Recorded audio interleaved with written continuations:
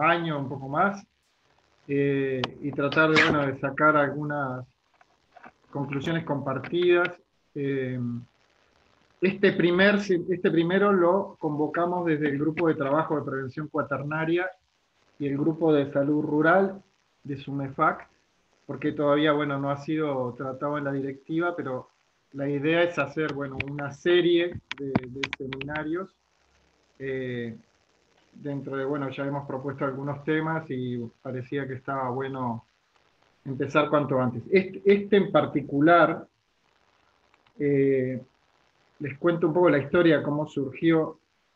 Surgió de, bueno, nosotros tenemos nuestras plataformas de intercambio, grupos de WhatsApp, grupos de correo, y en algún momento empezamos como a ver, sobre todo, muchas cosas que aparecían en la prensa y en los medios, y nos empezó un poco a resultar disonante o a preocupar, digamos, esto de una voz única, una voz de oficial, no solo en el manejo, digamos, de los aspectos, podríamos decir, en salubridad de la pandemia, sino que después se empezó como a transitar por otros lugares en el que, bueno, incluso se denostó opinión, se denostó a personas, y bueno, nos parecía importante, bueno, aprovechar este espacio para pensar un poco sobre esto. Nosotros siempre hablamos de sindemia, ¿no? No de pandemia, porque creemos que la pandemia, lo que estamos viviendo es mucho más que una pandemia. Y bueno, la idea era tratar habíamos utilizado uno de los materiales en los que aparece Fernando en, en un medio, en perspectiva, en una entrevista, en la que él justamente hace mención de esto que estamos hablando, por eso lo pusimos como material previo. En todos los seminarios van a ver algunos materiales previos. Sobre todo, llamaba la atención esto que él decía, bueno, lo de un pensamiento único hegemónico, cosa que nosotros ya veníamos pensando y hablando, y bueno, de estas que cuando hay una posición o un pensamiento diferente, choca, digamos, contra este pensamiento único, y bueno, y tenemos los resultados que estamos viendo, ¿no? Eh, Brevemente nomás voy a presentar a Fernando. Él es profesor de la Universidad de la República, del Departamento de Teoría y Metodología de la Facultad de Información y Comunicación. Él es doctor en Filosofía de la Universidad de Bergen, de Noruega, especialista en semiótica, y bueno, queremos agradecerle porque aceptó rápidamente el desafío de participar en este seminario. Yo le contaba también, para ponerlo un poco en sintonía a ustedes, de lo que había brevemente comentado con Fernando, que bueno, nosotros, digamos, somos una especialidad médica poco conocida, somos una especialidad médica que de cercanía, digamos, le gusta decir a un amigo mío español, y creo que en una sola palabra creo que explica bastante lo que hacemos. Bueno, somos profesionales que trabajamos en equipos de salud, pero bueno, nuestro perfil es el perfil, digamos, los cuidados de salud, la asistencia, pero también tenemos una cantidad de dimensiones en nuestra formación y en lo que hacemos que tienen que ver con el acercamiento a la comunidad, el trabajar junto con la comunidad y trabajar aspectos de salud, no solo de enfermedad.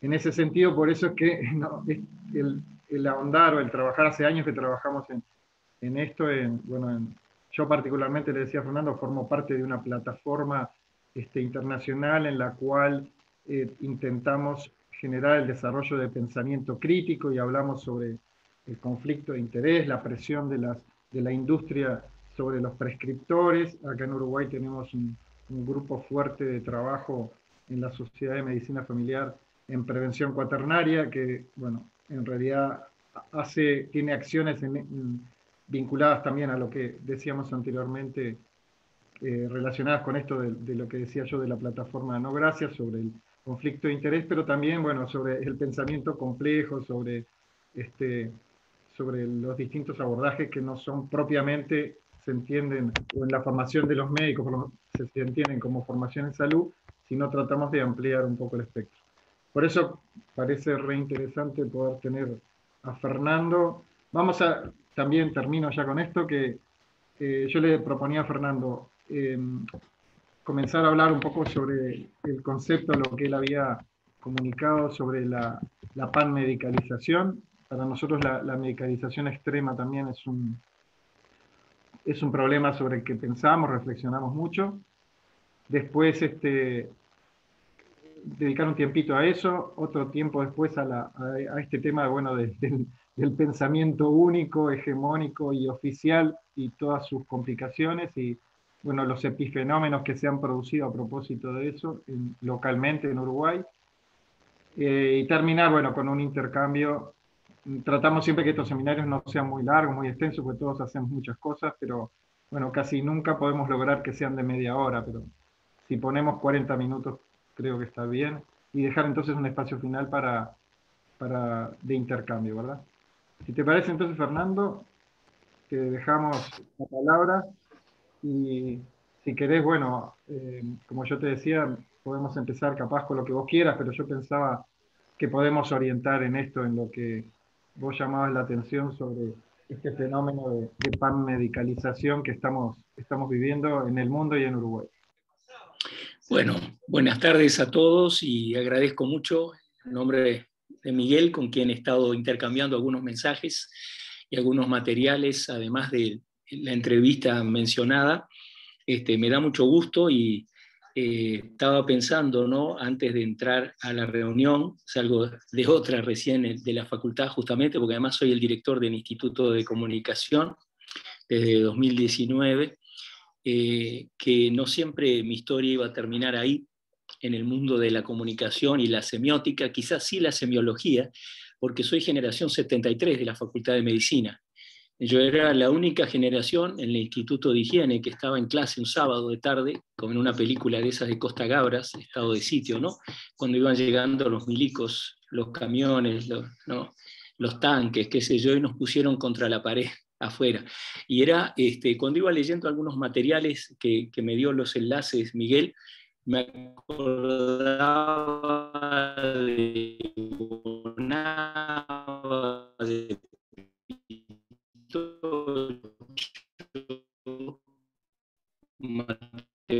matemático, de Mariluz Restrepo, operativos, cuando yo entré a esa decisión. Después, el año siguiente, ya estaba intervenida en la universidad, me quedé un año más y después ya me fui para otros rumbos, pero es un gusto estar entre médicos, era mi primer llamado, era ser médico. Y la semiología, que es el estudio de los síntomas, ¿no? Es prima hermana de la semiótica, que es bastante más amplia, ¿no? Y bueno, ¿cómo llego a esto, ¿no? A tener algo que decir? Que es una de las cosas interesantes que leo entre líneas un poco de lo que comentaba recién en su introducción Miguel, ¿no? Las reacciones muy hostiles de mucha furia, ¿no? De medios de prensa, de colegas de las ciencias sociales, a quienes tratan de ejercer, como me pusieron el título en esa entrevista, creo que lo digo yo en algún momento, una disidente que era como la esencia de cualquier democracia, ¿no? Porque si fuera el aplastamiento de la minoría por la mayoría, no merece el nombre de democracia, es otra cosa. Algo es que en las elecciones gana la mayoría, pero eso no significa que las minorías son perseguidas o silenciadas. Eso parece más la obra de Orwell, ¿no? 1984, es decir, donde serán controlados, vigilados aquellos que cometan, por ejemplo, una de las genialidades de Orwell, ¿no? Que hay un libro que les recomiendo de 2019 de Michel Onfray que se llama Teoría de la Dictadura, donde revisita a Orwell y dice que no es un novelista, es un ensayista político, ¿no? Y yo no podría concordar más. El protagonista, Winston Smith, trabaja en el Ministerio de la Verdad, donde se produce la mentira. Sistemáticamente se va revisando todos los documentos y cambiándolos según las necesidades del poder, ¿no? Y entonces una de las genialidades de este gran disidente en toda su vida, que fue George Orwell, ¿no?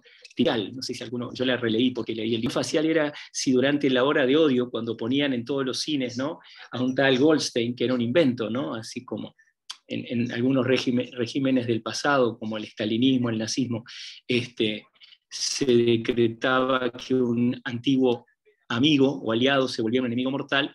Este Goldstein era un judío que se ponía en los cines como, ¿no?, como antes cuando iba al cine y pasaban, cuando yo era chico por lo menos, algún informativo, era los 2 minutos de odio para que la gente sacase de adentro toda la furia que hoy encontramos en las redes sociales, en Twitter, ¿no?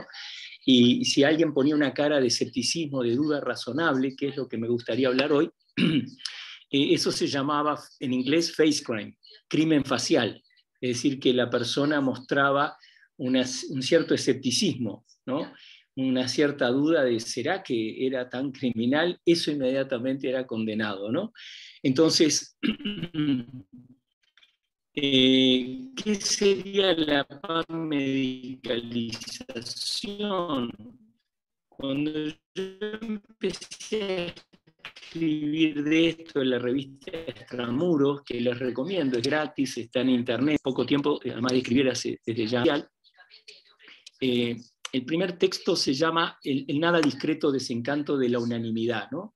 Me empieza a llamar la atención que lo que pasa por ciencia, y ciencia médica, ciencia biológica, los virólogos, etcétera, todos son tan absolutamente unánimes. Hablo de los medios más importantes, de la tele, que vieron que desde el 13 de marzo yo la comparo en un texto con los zombies, ¿no? Vuelven a la vida y salen a comer cerebros, ¿no?, desesperadamente, vorazmente, porque explota los informativos. El que duraba 1 hora, ¿no?, en un par de canales, dura 3, pero además hay uno de mañana, hay uno a mediodía, hay uno de tarde temprano, hay uno edición central, hay uno a la noche tarde, y en el medio hay programas de información que de vuelta traen siempre a las mismas personas, es casi como una especie de monólogo, ¿verdad?, con los mismos protagonistas, los mismos actores. Del gobierno parecería obvio, porque no van a ir cambiando el ministro de Salud Pública cada mes para dar variedad. Pero a mí me llama la atención que lo que pasa por la ciencia con mayúsculas, ¿no? Y estaba leyendo uno de los textos de Miguel donde citaba las revoluciones científicas, la noción del paradigma, ¿no? Lo que pasa por la ciencia cada vez se parece más a algo dogmático, que cualquiera que se aparta un poquito, ¿no?, en la política bastante agitada del vecino país. Escuché una frase, pero es de la política más de trinchera, ¿no?, que el peronismo, nadie quiere sacar los pies del plato, están todos ahí encima, ¿no?, porque el que saca los pies inmediatamente es demonizado, es atacado por los otros, hay que estar todos cerca del líder, cerca de la mayoría, ¿no? Y me llamó la atención entonces que cualquier duda sobre la manera de comunicar esta pandemia o sindemia o epidemia, porque hasta eso, ¿verdad?, es cuestionado, que uno cuestione la terminología, si los casos positivos significan la enfermedad o solamente que el PCR tan debatido. Los invito a que lean el último número ya es el segundo texto que Mazzucchelli, el primero magistral, se llama El agujero negro del periodismo, el PCR. Está fantásticamente, es muy complejo el tema, obviamente, no es lo mío, pero Aldo Mazzucchelli logra con unas fuentes científicas, no de charlatán, ni de terraplanista, ni de alguno de los insultos que nos hacen normalmente, explicar qué es lo que no funciona tan bien. Pero en el último hace una entrevista a un especialista de la Facultad de Ciencias, cuyo nombre no lo da por razones obvias, que explica en detalle cuáles son los faltantes. Nadie está negando nada acá. Por eso el término negacionista, ¿vieron?, es tan, vamos a hablar en confianza, tan jodido, ¿no? Porque cuando lo vi al primer periodista que lo usó, me cayó como una trompada al estómago, porque uno con un mínimo conocimiento de historia sabe que negacionista se usa para aquellos historiadores o líderes políticos que tratan de ocultar o negar la evidencia sobre el holocausto judío, la Segunda Guerra, o sea que no hubo lo que se llamó la solución final, etc. Y entonces no hay que uno dice así al pasar, mucho menos un periodista, porque se ocupa de eso, son los transmisores, ¿verdad?, de diversos aspectos de la realidad, de que llega al gran público. Entonces, llamar negacionista, ¿no? Y luego, como había que subir las apuestas, hablaron de conspiranoicos, o sea, una mezcla de una patología psiquiátrica, ¿no? Alguien que tiene esa idea de paranoia que es casi una locura, una forma total de despego con la realidad, ¿no? De estar despegado,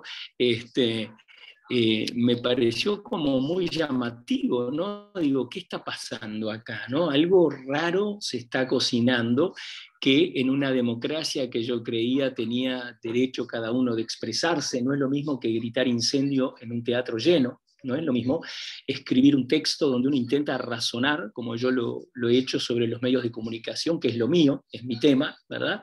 Y digo, están siendo una fábrica de terror, y están medicalizando porque están diciendo que solo existe lo biológico, solo existe, hay que usar ese trapo sucio en la cara todo el tiempo, cuando la propia OMS, como ustedes mejor que nadie ya saben, fue y vino, y tengo colegas, un físico muy reputado en Canadá, yo trabajé 10 años en Canadá, recién volví en el 2015 a Uruguay, era profesor titular, acá también soy profesor grado 5, en ese departamento de teoría, sacó una revisión de artículos con sesgo sobre la inutilidad de la máscara en su uso banal, cotidiano, no obviamente en el quirófano, no obviamente en ciertas situaciones, para ciertas personas, sino esa masividad tan policíaca, ¿no? De sin máscara morirás.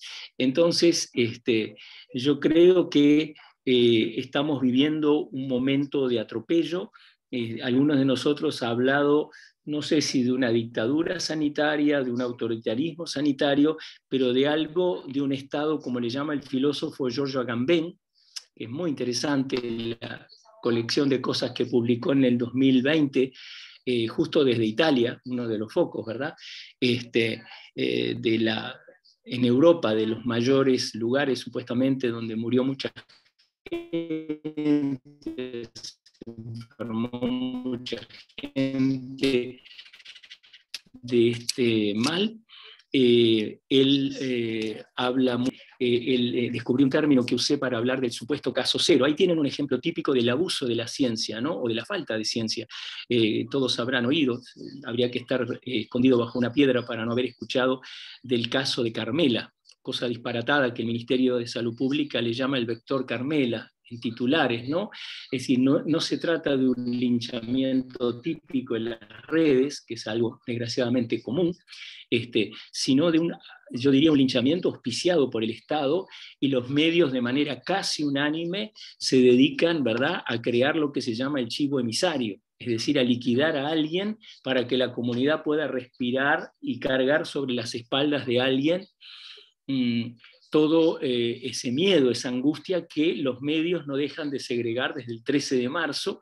Yo marco muy fuerte la fecha del 17 de abril, me importa tanto como la del 13 de marzo, porque oficialmente, como un casi decreto, y es una operación semiótica, pero así, impresionante, se decreta que estamos viviendo, que entramos a la nueva normalidad. Y como no me canso de decir, ese sería mi pequeño aporte, lo tengo escrito en varios textos, incluso un artículo con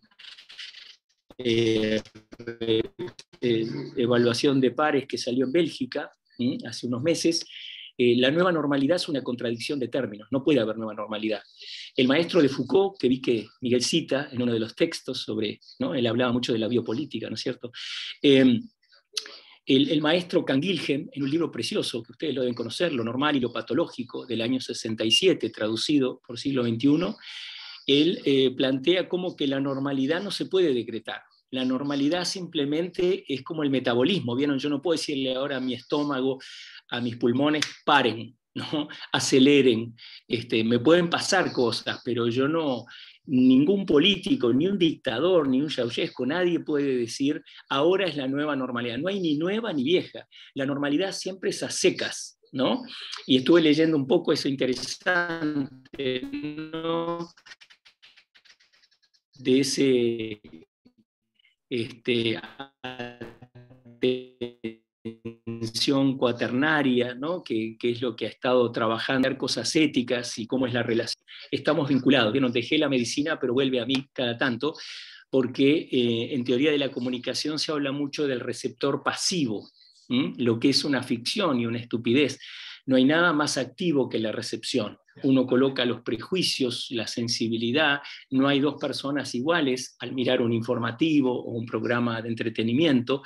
Entra lo que se llama, los sociólogos llaman el capital simbólico, lo que uno sabe, lo que ignora, los prejuicios, las supersticiones, en fin, toda esa maquinaria interactúa con lo que viene de los medios, la prensa, la radio, no importa, ¿no? Instagram, lo que fuera.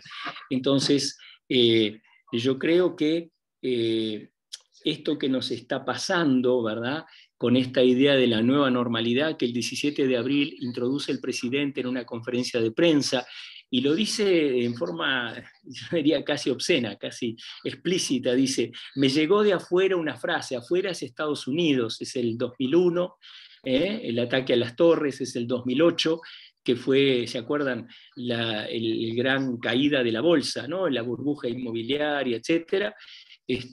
Y ahí se maneja esta frase para, como dice algunos especialistas, volver a cero la sociedad, ¿no? Replantearla en términos más duros, de más control, más orientales, pero no en el sentido oriental uruguayo, orientales del lejano oriente, ¿no? de tener más vigilada a la gente. Y creo que esta nueva normalidad es completamente anómala y que tenemos que resistirla a como dé lugar. Es anómalo que los médicos no vean de cerca, no ejerzan su proximidad, como decía recién, la cercanía, con aquella persona que está necesitada, no de que le digan qué tiene, sino primero que todo de una relación. Porque toda cura, no solo la médica, la de Freud, cualquiera, más allá de lo que piensen de las distintas terapias, del tipo que sea, como la educación, ¿vieron? Soy ya veterano de un curso de 300 o más por Zoom. Como digo en broma siempre, hay un documental muy lindo brasileño, sigo trabajando en Brasil, tengo alumnos de doctorado y de maestría en Brasil y doy clase, antes iba, ahora por Zoom. Hay una película, un documental sobre la gente con poca visión que se llama Janelas da Alma, Ventanas del Alma. Y yo le llamo a esta desgracia ventanitas, ¿no?, del alma, porque son un triste remedio, un sustituto pobre, ¿no?, de lo que es el vínculo. Entonces, la cura, ya sea de un médico, de un terapeuta, no importa la teoría que sea, ocurre en el vínculo, ¿verdad? Por eso, para los psicoanalistas, algo sé de eso porque por transmisión, por ósmosis, mi esposa es doctora en psicología del desarrollo, pero tiene formación en psicodrama, estuvo en el Instituto Moreno de Nueva York, y entonces me gusta mucho la noción de encuadre, ¿no? ¿Por qué habló primero Miguel antes de que yo hablase? Hubiera sido un salvajismo que yo hablase así desde la nada. Y este tipo, ¿quién es? Fernando, me parece que es el de la entrevista, no sé, un loco ahí que anda, un negacionista, ¿no? Y ahí ya está. El encuadre es todo. El encuadre es ese marco dentro del cual ocurre un diálogo, ocurre un tratamiento, un auscultar, un examen clínico, y todo esto que está pasando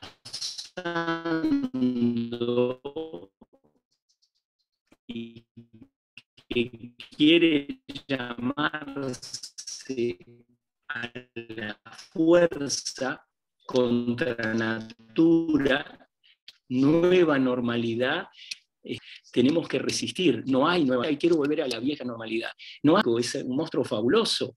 ¿De qué nueva normalidad me están hablando? ¿Verdad? La normalidad es respirar, la normalidad de los niños es jugar, la normalidad de la gente es relacionarse, no vivir atemorizado, porque eso irónicamente baja las defensas. No hice la carrera, pero un poquito sé, ¿verdad?, que el sistema inmunológico, si uno segrega mucha adrenalina, tiene que gastar energía para contrarrestar ese temor, ese momento de angustia, y entonces ahí bajan las defensas y ahí sí uno de repente, irónicamente, profecía autocumplida, se enferma cuando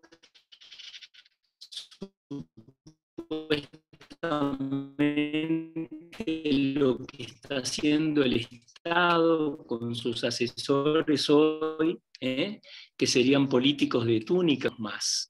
Yo digo que nos cuiden, veces que estoy yéndome hacia la noche, hacia las tinieblas, y voy a parecer más negacionista de lo que soy.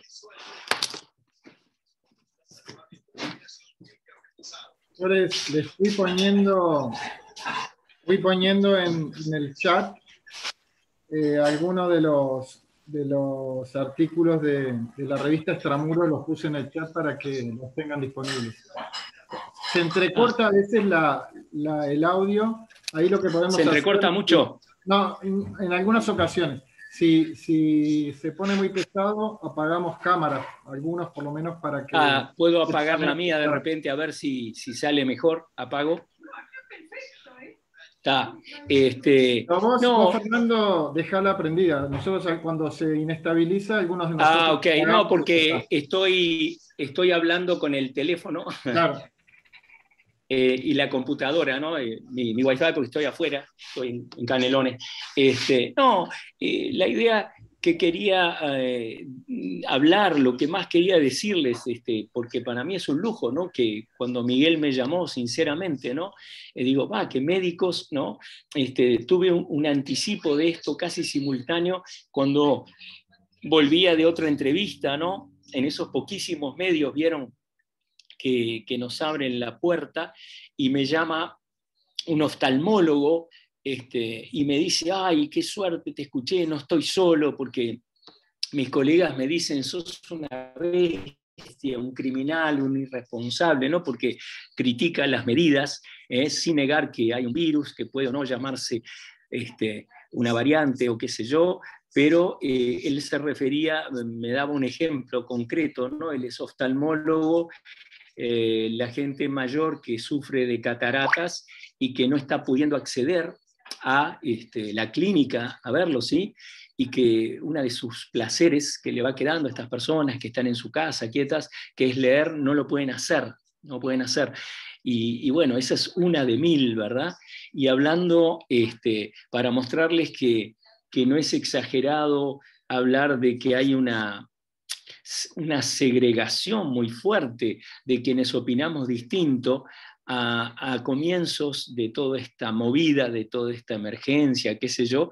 Me llaman de un canal municipal, ¿no? Un programa nuevo que empezaba bastante al inicio, se llama La Letra Chica, y entonces yo fui, y cuando me toca hablar, el tema llamaba Los miedos, nosotros y los miedos, ¿no? Y entonces digo, bueno, ahora o nunca, porque no sabía cuánta audiencia podía haber, pero pensé, este es un buen momento.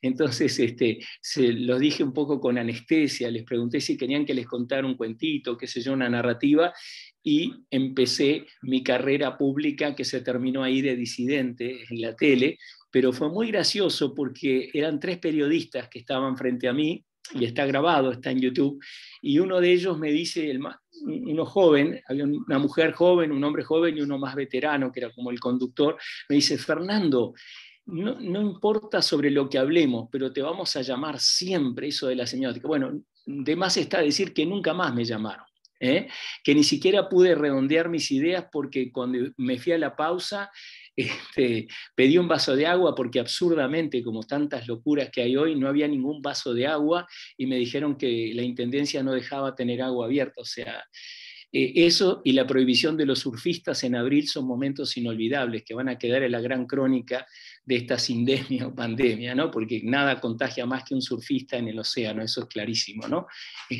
A los delfines y a todos supongo que debe ser un peligro nuclear. Entonces, pero ven que cuando le preguntaron a Aldo Mazzucchelli, que edita Extramuros, dijo algo lindísimo: ¿vos creés que hay una conspiración? Y yo hago mías sus palabras, ¿no? Un modelo de conspiración, cuando yo era adolescente, veía las películas de James Bond, que son un producto histórico de la Guerra Fría típica, del eje, ¿no? Unión Soviética, Estados Unidos, KGB, CIA, y había unos conspiradores que tenían un nombre lindísimo, unos hipervillanos, llamaba Spectre, el espectro, ¿no? Como el monstruo, y se sentaban en una mesa ovalada, muy siniestra, porque donde alguno había hecho una cana tocaban un botón y se lo comían los tiburones, los cocodrilos, caía para abajo, ¿no? Y ahí conspiraban para joder a la humanidad. Yo creo que lo que está pasando ahora no se parece a eso para nada. Cuando los canales, los 5 canales, asombrosamente, el municipal, el estatal y los 3 privados, nos dan la misma historia, el mismo libreto infinitamente, los mismos protagonistas, no es una conspiración. No se llaman ni se reúnen, sería una pérdida de tiempo. Están todos cobijados por un discurso verosímil, plausible, que va retroalimentándose. ¿Por qué moverse de ahí si estamos logrando asustar a la gente, tener a todo el mundo totalmente convencido de hacer lo que le pidamos, ¿verdad? Si se tiene que subir la máscara hasta los ojos como una burka, si tienen que tomar distancia en el supermercado, todo le podemos pedir y la gente con miedo hace cualquier cosa. Está la sociedad medicalizada, menos ir al médico, ¿ven? Eso es curioso, eso no se puede mucho, pero sí vivir con ese terror del enemigo invisible. Esas guerras, antes era la especialidad de Estados Unidos, ¿vieron? La guerra contra la droga, son guerras que nunca terminan y que siempre movilizan muchísimo dinero, ¿no? Muchos recursos, pero que no dan en nada.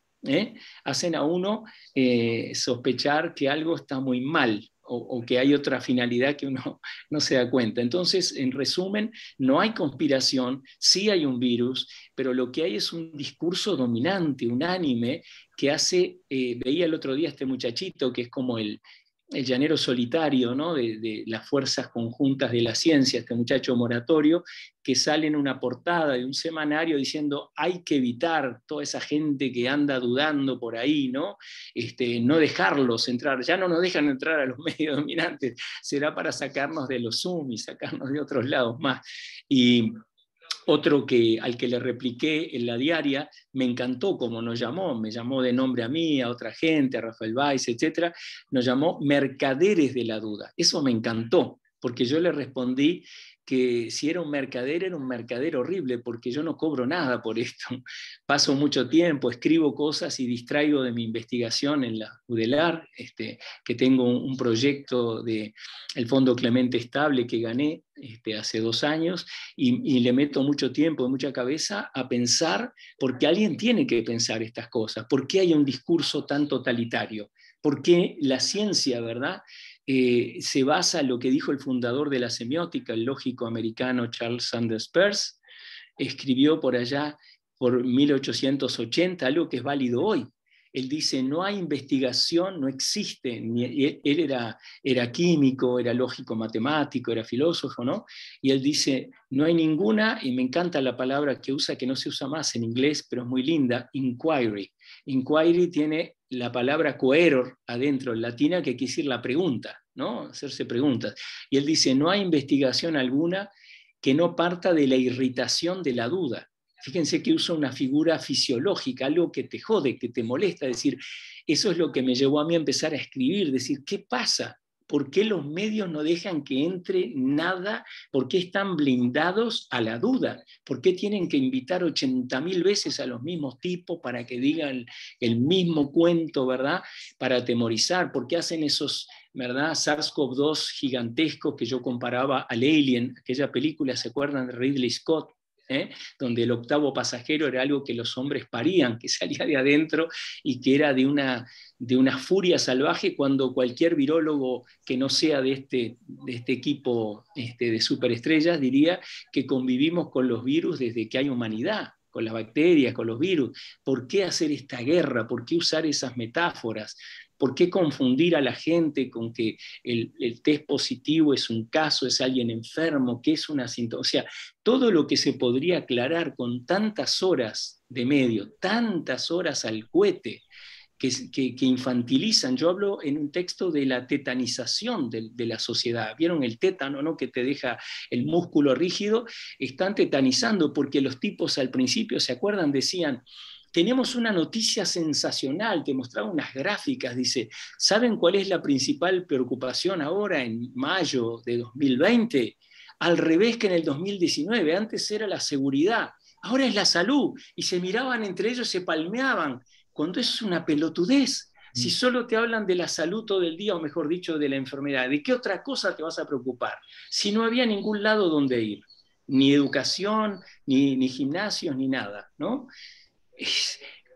¿Qué les pasa, ¿no? ¿Cómo pueden contarnos esa narrativa infinita, ¿no? Como una especie de Sherezada monomaníaca, ¿no? ¿Se acuerdan las Mil y una noche? Que cada día le tenían que contar un nuevo cuento. Acá es el mismo cuento, aderezado con distintos bichos, con distintos temores. Ahora viene una cuarta ola, una quinta, una tercera, cuidado, cuidado, ¿no?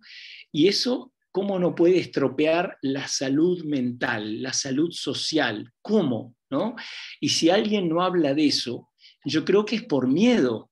Si la universidad cree que tiene que ser como una religión, porque si uno va a un obispo y le dice, ¿sabes que esto de la Virgen no me lo trago? Esto del 3 son 1, ¿no? Se tiene que ir al diablo, no puede quedarse. Le dicen que se funde otra religión, que sea como Lutero, etcétera, ¿no? Pero la ciencia es la irritación de la duda, es fabuloso, ¿no? Vieron que lo más difícil de enseñar en la facultad es las buenas preguntas, ¿no? Los chicos que hagan, ¿no?, buenas preguntas porque tienen miedo, tienen la cabeza como que no tienen que equivocarse, que es el mayor error, ¿no? Es la pérdida de espontaneidad, de creatividad. Entonces, yo creo que lo que nos está pasando es terrible, pero no es el virus lo terrible. Es como una sombra, esta sindemia, como bien decía Miguel, hay una sombra que es la voz política, la voz mediática y la de esta muy parcial visión de la ciencia que no admite el disenso, que no admite el menor sospecha de que de repente el PCR era, como decía Carrie Mullis, no es algo que es sí o no, como el test de embarazo, como el EVA test, que es mucho más complejo, que hace falta lo de seropositividad, bueno, cosas que no son de mi boliche, pero que he tenido que leer para no patinar en el vacío. Y entonces yo pienso que los textos de Miguel hablan mucho de la ética. Yo pienso que la universidad no puede ser un lugar nunca de consenso. Eso solo se explica por el miedo. No hay otra forma para mí de entender que todos los cientistas sociales, todos los que estudian el mundo de la vida, la biología, todo, escriban lo mismo, piensen lo mismo. ¿Cómo puede ser, no? ¿Cómo a nadie le genera curiosidad que no haya nadie que hable distinto, que todos los que van y que los presentadores no se cansan de repetir la metáfora de radio horrible de que estábamos en Bolivia a 4.500 metros de altura y en cualquier momento nos quedábamos sin oxígeno? ¿Qué clase de mensaje, de discurso horrible es ese para decirle a la gente, ¿verdad?, que los niños matan a los viejos, que los viejos no deben ver a los jóvenes, que los niños deben ser sacrificados, como en el Titanic al revés, ¿no? Y que dijese primero los viejos, las mujeres y los niños al final de todo. Esto es como disparatado. Y la única explicación para mí es el discurso unánime y autoritario, que no permite que nadie levante ese dedo, como aquel niño, ¿se acuerdan?, que dice que el rey está desnudo, que ese rey que es tan pomposo y que sale y dice, somos el GAR, tenemos un currículum de la Gran Siete, nadie lo niega, nadie les dice que son ignorantes, pero creo que a quien más beneficiaría, más que nadie, me callo acá, ese disenso, es a la ciencia, al GACH, a todos los que están como ustedes laburando con la salud comunitaria, familiar, esa cercanía. ¿Cómo no lo va a favorecer? Acuérdense los milicos que tuvimos durante 12 años, ¿no? Terrible, cuando ellos determinaban que había que llamarse orientales, la gente, por más dictadura que hubiera, seguía sintiéndose uruguaya. No era por ellos que íbamos a pensarnos distintos. Las grandes revoluciones nunca son de sables y balas, son de signos. La revolución de Varela es 1000 veces más potente que la de los milicos en cualquier lugar, porque te cambia la forma de pensarte, de saberte parte de una comunidad. La ilustración, como decía aquel, ¿no? Sean tan ilustrados, quiere decir manejen bien los signos. Entonces los que estudiamos los signos no nos podemos quedar callados. No somos negacionistas, somos afirmacionistas de la vida, de lo que hay que entender, y yo creo que no se está entendiendo lo suficiente hoy. y es bueno que se ataque desde distintos lados, de la medicina, de la sociología, de la filosofía, de donde sea, obviamente los virólogos, inmunólogos. ¿Quién va a ser tan estúpido de decirles que no hablen? Claro que los queremos escuchar, pero hay que escuchar más voces. Si hay gente acá mismo en Uruguay que ha pensado estas cosas, que viene estudiando este test PCR desde hace muchos años, ¿por qué no darle entrada? Un poco era eso, espero no haberlos embarullado mucho con los cortes y con todo. Para nada, Fernando. No, quería decirte algunas cosas que creo que dejo después la palabra a los compañeros, pero muchas palabras de consonancia, ¿no? A mí en muchos foros me han llamado dentro de lo académico antivacunas, porque en algún momento escribimos con varios compañeros, o escribimos algunos artículos sobre dudas, ¿no? Preguntas sobre por ejemplo, la eficacia de la vacuna contra el HPV, el uso de la vacuna contra la gripe todos los años en algunas poblaciones. Y yo tengo todas las vacunas y mis hijos tienen todas las vacunas, pero bueno, yo soy antivacunas. Y así soy conocido y algunas autoridades dentro del ministerio me llamaban así en reuniones que como tenemos amigos en varios lugares, nos enteramos, ¿no? A mí una cosa que me llama la atención con esto que vos decías de los medios, cómo este monstruo, ¿no? Viscoso que es todo esto que está pasando, se devora y como el Godzilla, ¿no? Que una película que vi que va comiendo y va creciendo, ¿no? Creo que es una película de Miyazaki, un monstruo que cada vez que come algo aumenta de tamaño cada vez más.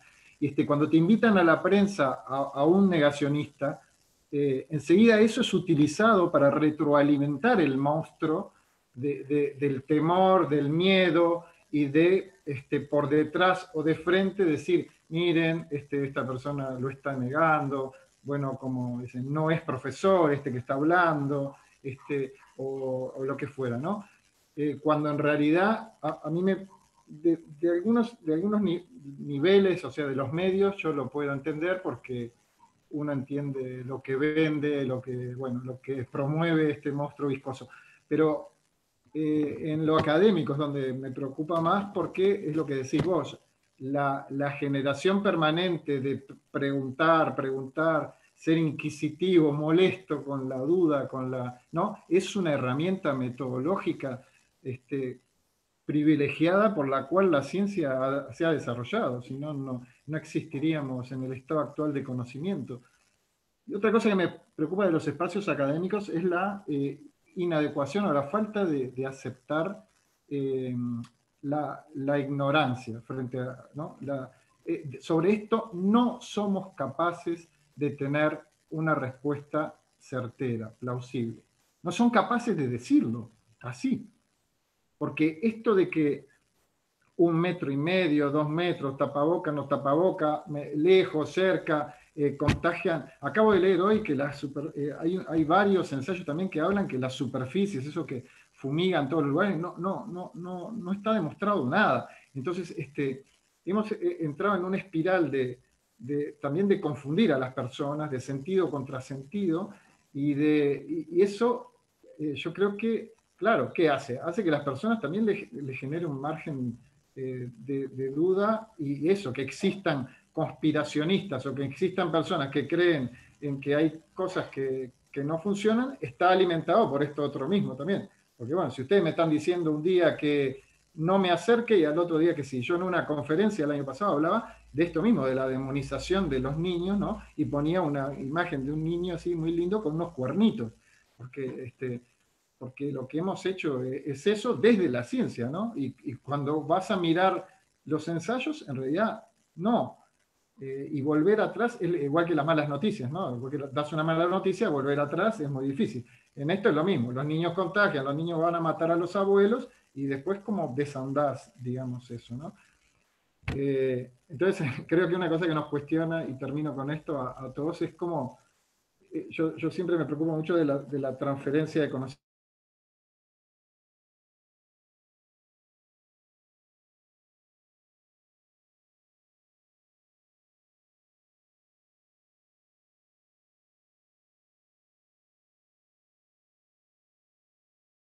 Cuando gastamos eso no le interesa a las personas. La persona viene a preguntarte, vos decime que te tengo confianza ¿qué vacuna debo darme?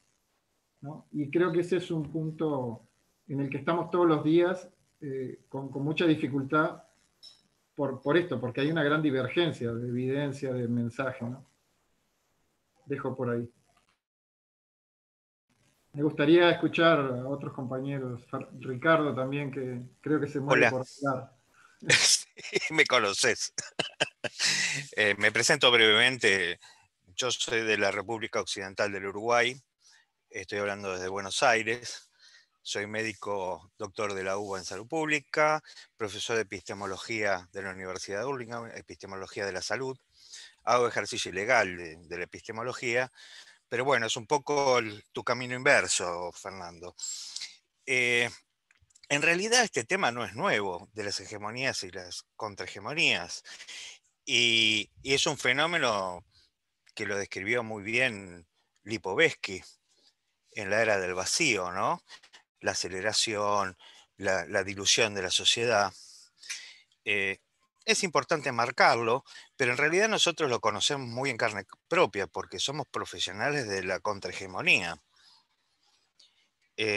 Lo llevamos marcado en la piel y creo que existen, por suerte, todavía existen estos refugios, ¿no?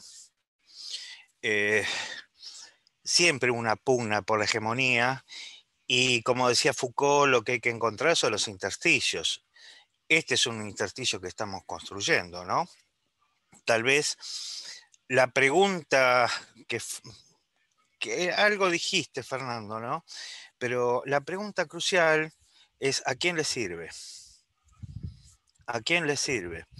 Porque lo que hemos visto, hemos vivido unos años ya y hemos visto cómo fue cambiando el mundo, vimos que se han impuesto cosas que antes no eran tan así.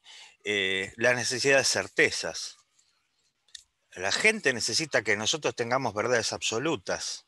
Nos pide verdades absolutas.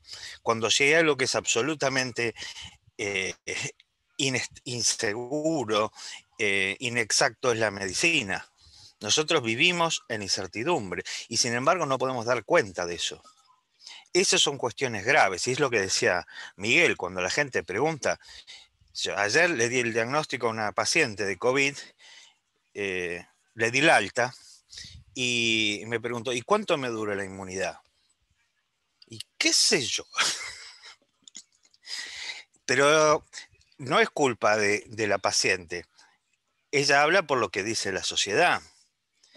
Y me parece que es muy importante, siempre las preguntas son más importantes que las respuestas, es lo que abre la cabeza, es la duda metódica de Descartes. Y es donde nosotros podemos hacer un aporte interesante. Eso se ve mucho con los alumnos. Cuando uno le empieza a tirar preguntas interesantes, cuando ve la cara de los chicos y empieza a ver cómo se abren las cabezas, se escucha el ruido, es un fenómeno maravilloso. Y yo creo que esa es nuestra trinchera guerrillera, o una de ellas, para seguir con esto. Empezar a abrir cabezas y de obviedades, porque en realidad son obviedades. ¿Alguien duda que la vida termina en la muerte? Sin embargo, parece que en la sociedad está prohibido. Nadie se puede morir, nadie puede envejecer, nadie puede tener dolor, ¿sí? Y esto que ya hemos escrito sobre el tema de la medicalización, ¿no? Que está al servicio siempre de algo, y es siempre lo mismo. Nosotros le decimos la guita, la mosca, el poder, la billulla, la platita, la lasna, como quieran. Y esas son las cosas de las que no se hablan. Y hace poco, estamos ahora por publicar justamente un artículo, o mandarlo a publicar, que se llama El rey está desnudo, como decía Fernando. Me parece que esta pandemia es una excelente oportunidad para mostrar estas cosas, porque el rey quedó desnudo. Se ha visto que la sociedad del neoliberalismo no le sirve a la gente. Sirve a muy poca gente. Y lo que provoca es exclusión. Y lo vemos muy claramente con esto de las vacunas. El caso de Canadá, por ejemplo, que compró 6 veces más vacunas de las que necesita. ¿Qué va a hacer de los países pobres? Bueno, esas son algunas de las reflexiones. Bien, gracias, Fernando, por tu charla, muy interesante. No, gracias a Gracias, ti. gracias Creo Ricardo. que Graciela tiene la mano Graciela, sí, levantada. Graciela pidió.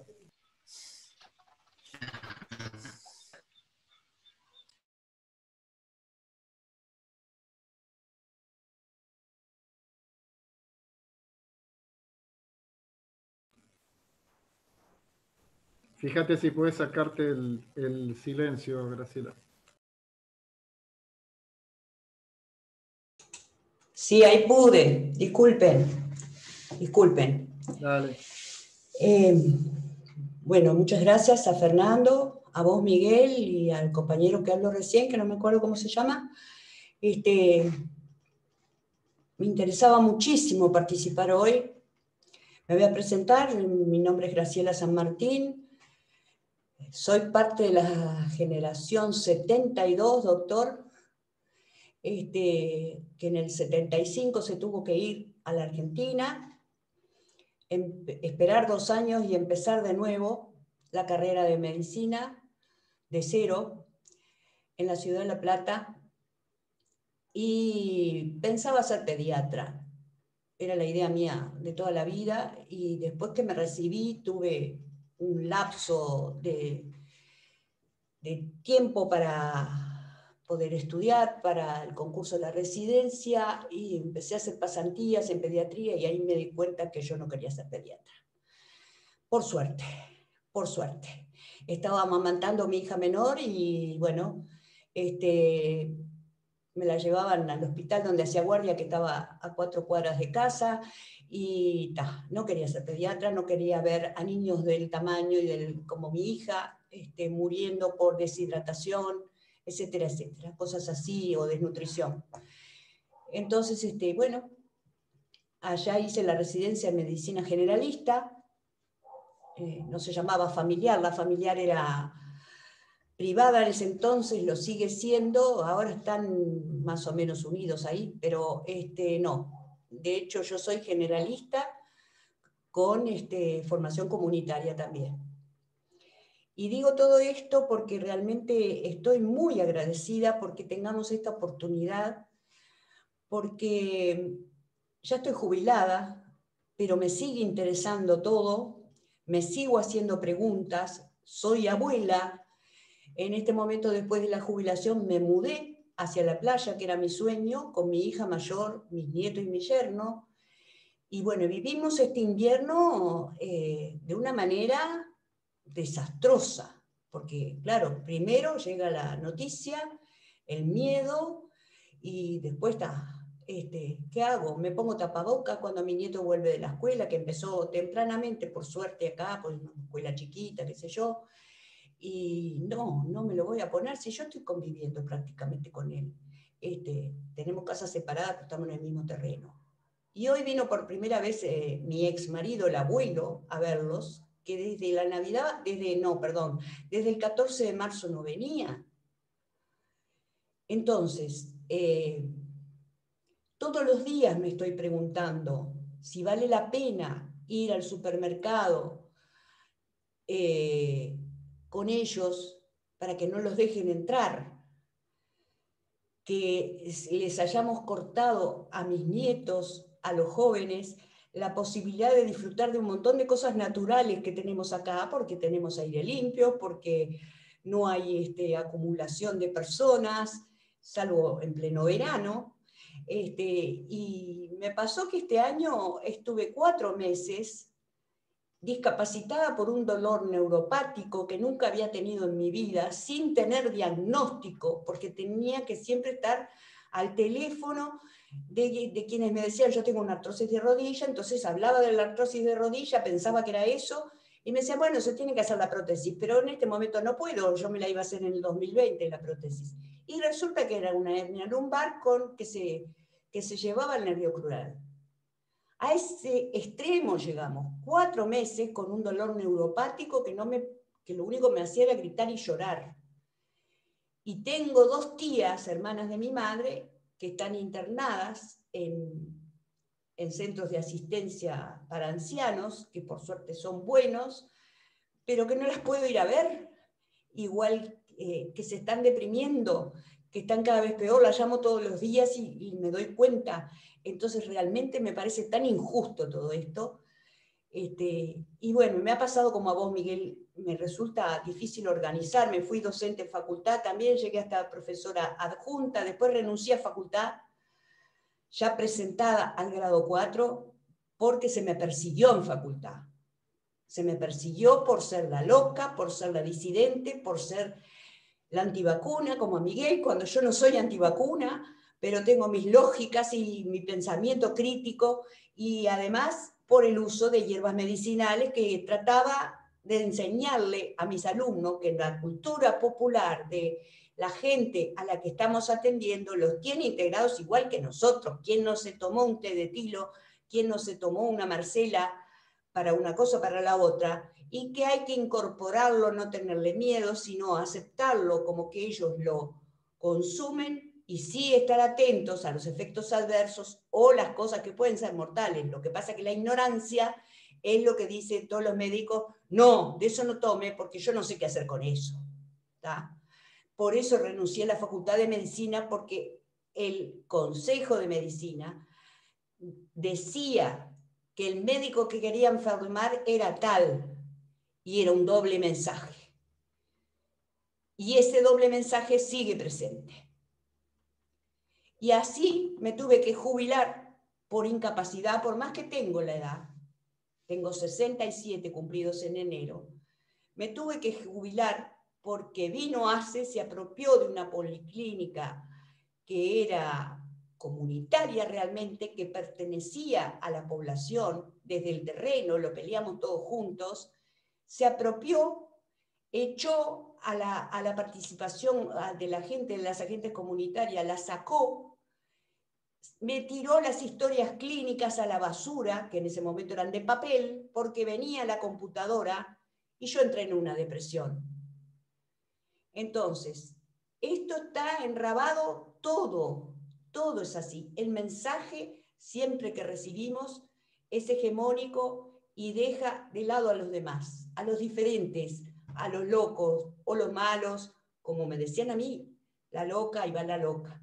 Por suerte tengo estudiantes que me siguen respetando de aquella época, que ya ahora son médicos y me consultan, y hoy en día tengo la suerte de tener una médica de familia en la policlínica donde yo trabajé, que hasta ahora no había, y con la que me comunico y pude pasarle la posta de todo esto que estamos hablando acá. Y como nombró el doctor a la Argentina, y el compañero que habló también dijo estar en Argentina, no sé si es argentino o no, me hace acordar mucho a que, y es lo último que digo, que el ministro Ginés tuvo que renunciar el viernes por una denuncia radial que hizo Berbisky. El que está en Argentina debe conocer. Berbisky es el fundador del diario Página 12. ¿Tá? Berbisky, antes de que se fundara Página 12, era un agente doble en Montoneros y en La Milicada. Oficiado de agente doble, para los dos. ¿Tá? Después funda Página 12 y era todo, Berbisky, qué periodista. Resulta que el pobre ministro, me hizo acordar mucho al 88, que Ferrara, que fue maestro mío en la residencia, lo sacaron así del ministerio. ¿Tá? Yo tengo libros de él que planteaban todas estas cosas. Y lo sacó Cafiero por un tema del peronismo que nombró Fernando, por cuestión de intereses internos del peronismo, para poner al que eso era hoy ministro de Salud, que es un saludista inmenso, que ha logrado descentralizar la asistencia de Buenos Aires, que ha logrado el plan remediar, bueno, un montón de cosas en contra de los laboratorios, y parece que le hizo dar la vacuna a algunos amigos por ahí. Por esa cosita, por ese error, o llamémoslo, lo destituyen. ¿Por qué? Porque Cristina dijo, hay que cambiar algo en la salud. Graciela, en una forma menos, ya termino, en una forma menos que se vea cara descubierta, acá pasa lo mismo. Acá pasa lo mismo. Estamos todo el día con el discurso hegemónico, que yo ya no lo miro más. Y bueno, le agradezco a Fernando y disculpen si hice un audio muy largo. Lo que pasa es que me apasiono. Está bien, Graciela. Martín, creo que tenés... Un segundito para aclarar. Soy argentino y soy generalista. También formado en residencia en medicina general. Te saludo. Y es como vos decís, fue una operación de prensa. Exacto. Martín. Gracias, compañero. Bueno, buenas noches, buenas tardes. Mi nombre es Martín Olivera, yo soy médico de familia y también trabajo en el Departamento de Medicina Familiar en la UDA del Santoral, San Bautista, Canelones. Agradecer a Fernando por las palabras que estuvo compartiendo. Estamos, como decía Miguel, en esa consonancia 100%. Y creo yo que no solamente a nivel de compañeras y compañeros médicos, sino también de muchos del personal de salud, que no solo son médicos, hablo de enfermería, administración, hay muchas dudas, hay muchas cuestiones que manejamos con esto. Obviamente que no negamos la presencia del virus, pero sí estamos de acuerdo de cómo se ha manejado esto, que es tremendo, ¿no? Para no repetir muchas cosas que mencionaron y que estamos 100% de acuerdo. Bueno, esto del PCR, ahora parece que la OMS está diciendo que para hacer el diagnóstico tiene que haber 2 PCRs más el juicio clínico. Se parecería un poquito más a la realidad. Pero bueno, son cosas que cambian. Y quería remarcar esto de la demonización de los jóvenes ahora también, ¿no? Esto como los jóvenes, como los culpables, los que son inconscientes, que salen y no se cuidan, ¿qué van a hacer los jóvenes, ¿no? Eso también es algo que bueno, que brilla ahí por un poco de... Nada, que está ahí en el tapete, ¿no?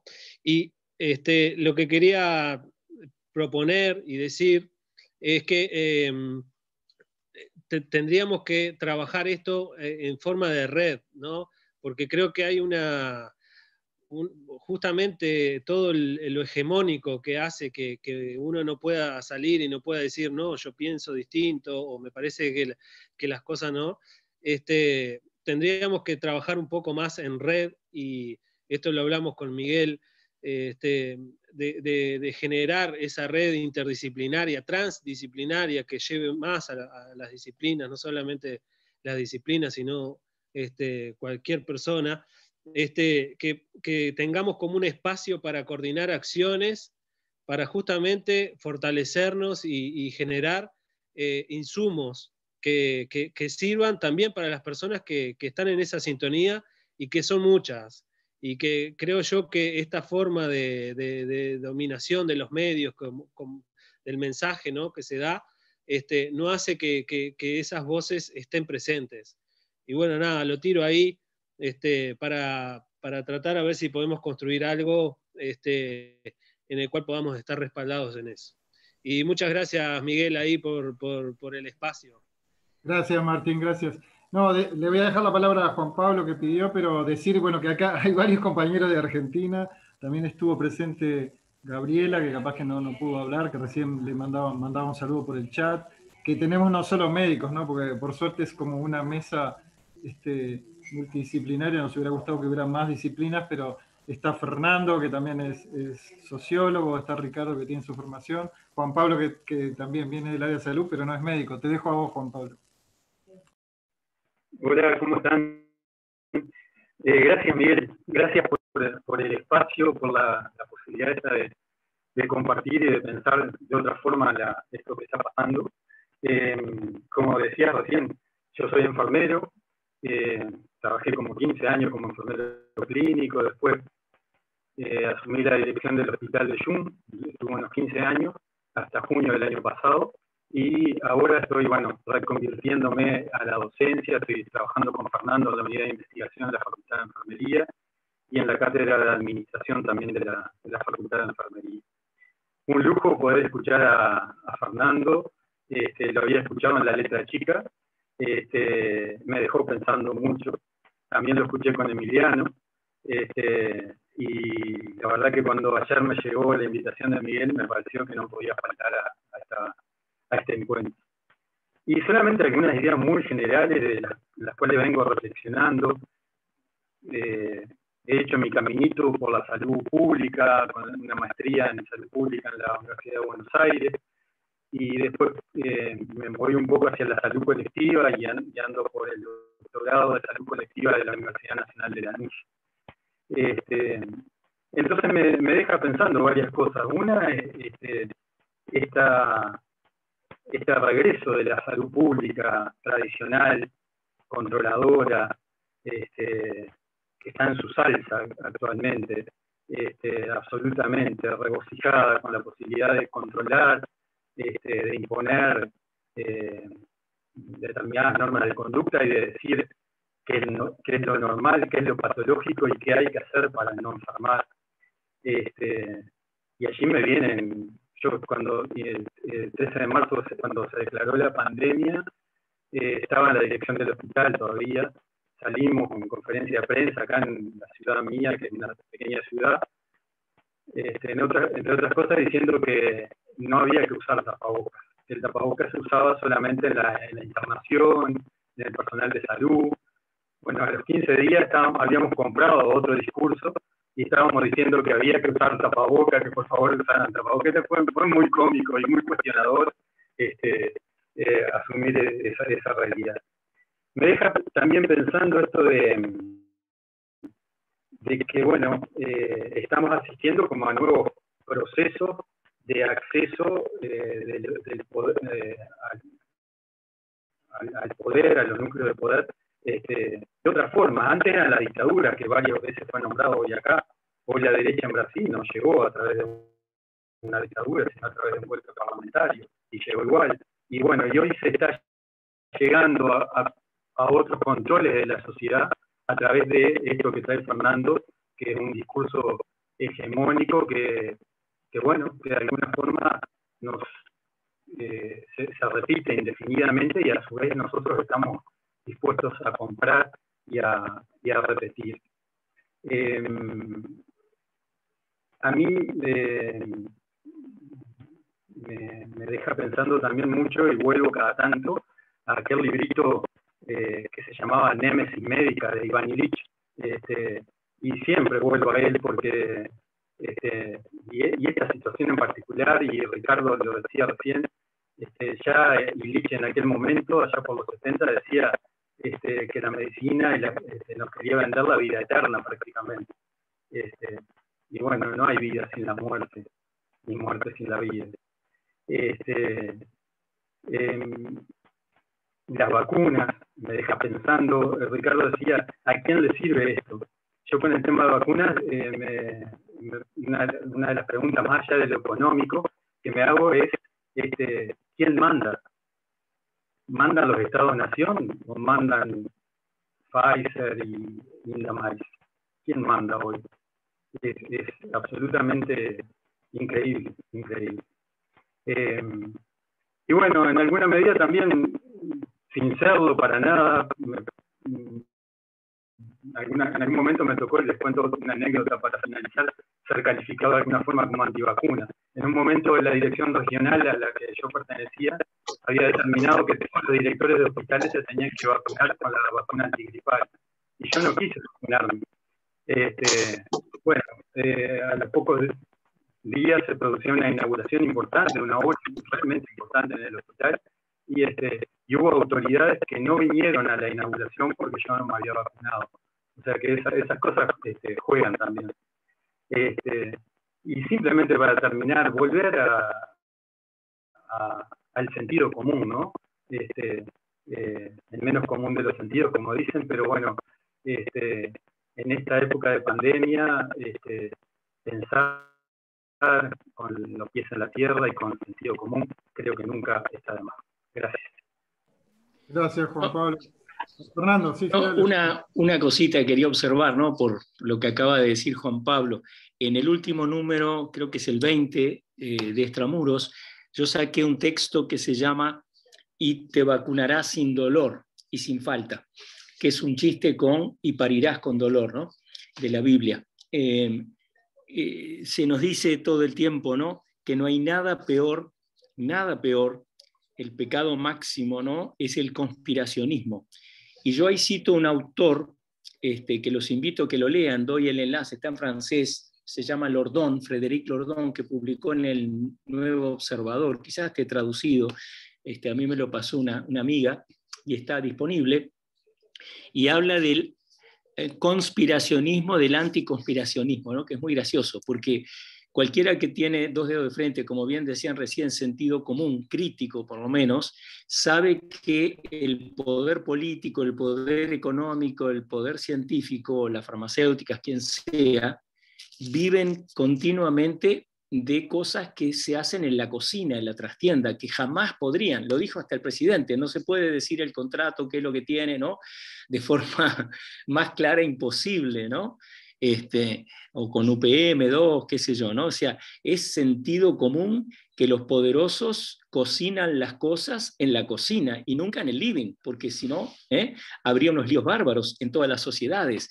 Y no hay nadie más conspiracionista que los poderosos, que todo el tiempo, para seguir siendo poderosos, están estudiando su ecosistema para ver quién los puede desbancar, qué competencia puede surgir. Eso pasa en política, pasa en las empresas y pasa en las instituciones científicas. No es la ciencia con minúscula, la verdadera ciencia, que es la ciencia que está en construcción, que aspira a llegar a una verdad descartable, una verdad que es el horizonte epistemológico, ¿no? Del que hablaba muy bien el compañero argentino, que está muy bien, ¿no? Porque el método socrático sigue siendo válido, es decir, la aporía, llevar al otro hasta el punto ciego, decirle, pero si vos estás tan seguro de lo que decís, llámese Gacho, Moratorio, quien sea, ¿qué miedo tenés de debatir con alguien? ¿Por qué no querés contraponer, ¿no? Si es una especie de, ¿no?, de maná que bajó del cielo el PCR y con eso vas a lograrlo todo? ¿Por qué no discutís con otro que te muestre todas las fallas que tiene, ¿no? ¿Cuál sería el temor? Eso más parece una cosa de la época de la Santa Inquisición, donde cualquiera que adhería, ¿no? Herejía viene de adheror en griego, el que adhiere a una creencia que es distinta a la consagrada por el dogma oficial, merece la hoguera, o en este caso el exilio, el que te echen de todos los canales dominantes. Pero decía que los invito a que lo lean, no porque esté bueno, pero miren qué brutal al punto que está llegando la sociedad, ¿no? ¿Por qué le llamé "y te vacunarás sin dolor", ¿no? Salen unas noticias, vieron que el 44% de los uruguayos, no sé cómo será en Argentina, no se querían vacunar. Había unas encuestas, no importa, ¿no? Siempre son con un margen de error, todo lo que quieran. Y van cambiando según los tiempos y según el miedo que segrega esta fábrica de terror que son los medios, ¿no? Y supongo que en otros lados no es muy distinto. Y entonces, ¿qué hace Canal 10? Vean qué interesante, ¿no? Ahora hace nada, el jueves pasado, le dedica 8 minutos de lo que se llama en comunicación prime time, el tiempo más caro, el tiempo de la edición central. Es una barbaridad, 8 minutos, a un centro de dar vacunas a los bebés y a los chiquitos de hasta 4 años de forma indolora, ¿no? Y te muestran que una se llama teta analgesia, que parece un chiste, pero es verdad. O sea, y vemos a las mamás encajándoles la teta, ¿verdad? Para que el nene, claro, que lo que más quiere es tomar madre, ¿no?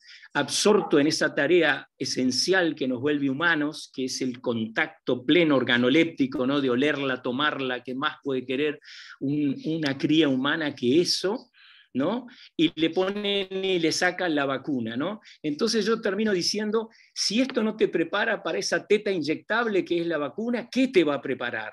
¿Cómo no verlo? ¿Cómo no darse cuenta que ese espacio increíble de 8 minutos, donde le dedican 4 minutos a un tal Javier Martínez, que dice que desarrolló 7 pasos, ¿verdad?, para bajar la angustia de que la familia sufre cuando vacunan al chiquito, nos está hablando a todos, nos están infantilizando de una manera, eso, si no es una conspiración, se parece muchísimo a una conspiración, porque no te está diciendo, dense la Pfizer o la Sinovac, ¿no?, o la Moderna, te están diciendo, mirá qué dulce, ¿no?, al bebito este, como de un tetazo lo dejamos listo para recibir cualquier cosa y se te va toda la culpa de ese dolor que le causás, y bueno, ¿por qué no haces eso con toda tu familia ya, sin pensarlo más, ¿no? Es algo como que no requiere demasiado análisis, ¿no? Dedicarle 8 minutos a eso que nunca había visto antes, ¿no? Pero ¿por qué no hablan de los suicidios, de las cardiopatías? ¿Por qué no hablan de nada de lo que merece la pena hablarse? Y solo te joden con esa idea, ¿no?, de que el mundo que conocíamos se acabó y no tiene vuelta, porque hay un virus que acaba con todos los virus cuando se dice que su nivel de letalidad es menos que la gripe. ¿Qué está pasando? De vuelta, ¿no? Esa es una pregunta genuina. Decías muy bien, ¿no? ¿A quién le sirve? Decía el compañero, ¿verdad? Ricardo Lavalle, ahí va. Ricardo decía, ¿a quién le sirve? Nosotros en semiótica habíamos aprendido en el análisis del discurso una pregunta que la hacían en los años 70, ¿no?, sobre todo los franceses, decías, ¿a quién se dirige este discurso? ¿Desde dónde habla y a quién le habla, ¿no? Y yo preguntaría hoy lo mismo, ¿desde dónde viene esta cosa tan monolítica, ¿no?, y a quién beneficia?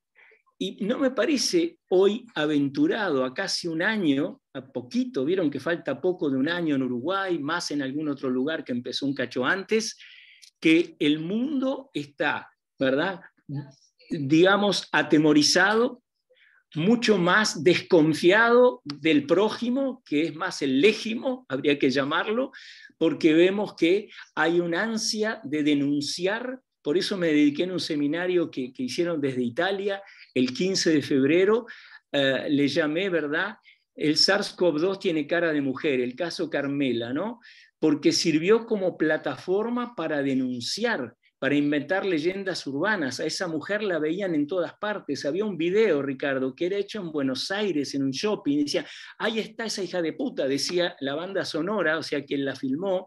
La veían como una especie de ser ubicuo y maléfico que Giorgio Gambén llama el untore, el untador, un perverso, ¿verdad?, que es un agente de contagio que en Milán, en 1570, lo denuncia el gobierno de Milán, que va untando las puertas con la peste para que se muera la gente. Entonces, ¿qué clase de sociedad, qué clase de medicina queda cuando se siembra esa duda máxima, como decía Jean-Paul Sartre, el infierno es el otro, ahora sería el untador, el apestador es el otro, ¿verdad? El que se bajó la nariz y me está llenando de qué, si el virus es pequeñísimo, cualquier cosa elemental sabe que ese inmundo trapo que no sirve para un corno. Y recién decían, ¿verdad?, las distancias, leí un meme recién que decía, ¿saben dónde hay que hacer las clases? En los bares y restaurantes, porque ahí dejan que la gente se apile, entran con la máscara, esa cosa tan trucha, tan teatral, y se sientan en la mesa y se abrazan porque es humano, es la proxémica humana, la distancia donde uno se siente bien con el otro. Ustedes saben que la palabra para comer en latín era un verbo muy irregular. Yo fui profesor de latín cuando era joven en humanidades. El verbo es éderes, is, it, un verbo muy jodido, muy chiquito para algo tan básico. ¿Y saben cómo lo arreglaron? Le pusieron cum adelante, cum edere, y de ahí viene comer, porque siempre se come con otro. Es decir, el comer, ¿no?, es lo que, ¿por qué las cárceles lo peor es la solitaria? Que lo encajen a un tipo, ¿no?, en un lugar inmundo solo durante 30, 40 días, lo matan, lo enloquecen, porque ya lo jodido que es estar en una cárcel de las nuestras, que no son suecas, por cierto, ni holandesas, pero todavía le sacan esa posibilidad de comunicarse con otro, y el comer es siempre con otro, salvo que uno esté muy mal, muy loco, trata de comer con alguien, aunque sea por Zoom. Entonces, vean ustedes que sembrar esa desconfianza entre los seres humanos, generar esa confusión mental de con máscara, sin máscara, con distancia, puedo abrazar, puedo matar al otro. Ustedes decían los niños. Escuché una historia en primera persona hace muy poquito de un adulto joven, una mujer, que se quería morir, que lloraba diciendo, el abuelo, le dijeron que tenía COVID, ella había dado positivo primero, por suerte le hicieron otro y dio negativo, y el abuelo no podía tragar, lo internan, lo entuban y se muere. Imagínense la culpa que iba a llevar ese ser humano acá en Montevideo, no en un lugar exótico, si ella seguía dando positivo, aunque era asintomática, y moría el abuelo, que lo querían muchísimo en esa familia, si eso no es joder la vida de la gente, con un test del cual no se habla nunca de todas sus fallas y solo llega a una cifra absurda, 600, 800 nuevos casos, y se hicieron 7.000, 8.000, donde alguien decía, no sé si era Ricardo, hay que seguir la plata siempre. ¿Por qué vale $100? Y dicen que cuesta 10 de costo. Es decir, acá hay algo como muy extraño de que no se habla de casi nada de lo que hay que hablar. Y por algo ustedes, como decía Ricardo, creo, tienen que limitarse a intersticios. Y este especialista habla sin nombre en el último número de Extramuros, sobre todo las fallas del PCR. Un tipo que hace 40 años labura con el PCR, que sabe un montón, pero ¿por qué tiene que hablar en el anonimato? Si eso no es la nueva anormalidad, ¿qué es? ¿No? Es decir, por lo menos con los milicos, ¿se acuerdan que decían los innombrables, que cerraban los diarios, que tenían censura previa? Las cosas estaban claras, porque era un régimen de facto, un régimen de fuerza. Acá es para cuidarte mejor, pero ¿a quién están cuidando mejor? Si todo lo que nos rodea cada vez es más excepcional en el peor sentido posible. Y entonces yo creo que la única salida es resistir y hacer que el intersticio se vuelva un puente con lo razonable. Hay una falta de razonabilidad en todo esto, y si no se la puede señalar, y los medios tradicionales no lo hacen, hacen una cosa de obsecuencia extrema. Alguien hablaba del rey, vieron como bufones del rey, que no hacen más que saltar como hacía el bufón, ¿verdad? Haciendo sonar los cascabeles, diciendo, el rey nunca se equivoca, el rey, y repiten, realmente repiten, ¿verdad? Hasta la náusea, lo que se vuelve el decálogo de la gente que los está viendo y oyendo. Es decir, ¿en qué mundo, en qué ecosistema, en qué entorno estamos viviendo? Todo esto parece extremista, charlatán, pero me encanta hablar con médicos que ustedes están tratando con la vida y saben que esto es una reducción de la vida, es un atropello de la vida. Habrá virus, habrá contagio, pero no es el ébola. Entonces, ¿por qué? Nos fuerzan a preguntarnos, ¿para qué? ¿Por qué? ¿Cómo?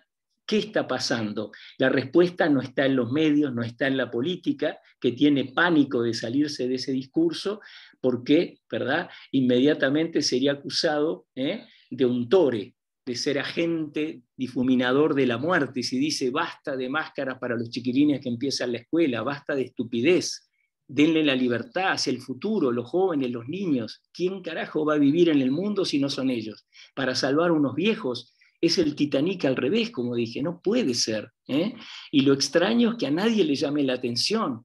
Tiene que haber una especie de barrera sónica ahí que hace que no solo nos lleguen las opiniones diversas, sino que a nadie le llame la atención que no lleguen. A mí eso me desespera.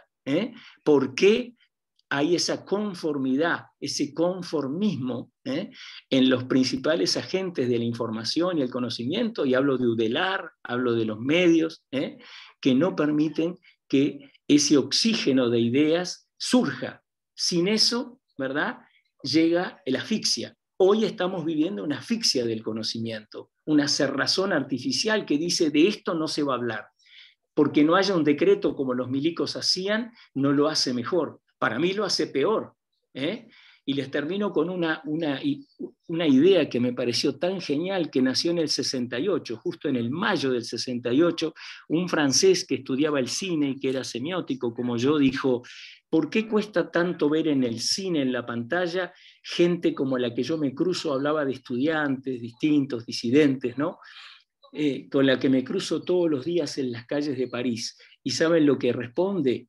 Porque aquello que no aparece en la pantalla cuesta un esfuerzo enorme sacarlo de su ausencia, extraerlo de su ausencia, meter estas ideas de una vida armónica, de una dieta, ¿verdad?, de ejercicio, de cosas que no cuestan tanto, que no se arreglan ni con test, ni con fármacos, ni con vacunas, cuesta enormemente, porque no están ahí ahora, y hace un año que estamos oyendo lo otro. Entonces, ¿cómo entra esto? Tiene todas las puertas cerradas, es dificilísimo, no los envidio para nada. Gracias, Fernando. Ultra brevísimo. Tenemos a Karin, que levantó la palabra, y después Ricardo, y tenemos ya como 1 hora y media de actividad, así que vamos cerrando con la palabra de Ricardo. Karin.